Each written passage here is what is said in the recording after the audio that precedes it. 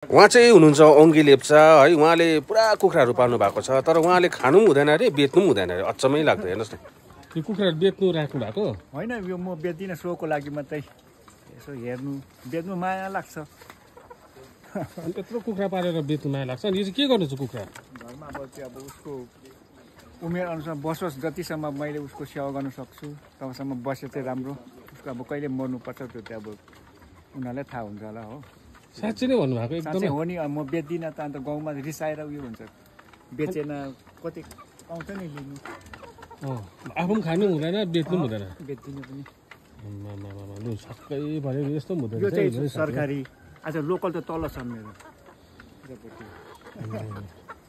अझ लोकल तल पनि छ, झन्डै कतिवटा छ लोकल कुखुरा? लोकल गनाइ छैन, 50 कति छ हौ। भनेपछि सबै त्यो जतिवटा छ सबै तपाईँले त्यो आफै आफै मरे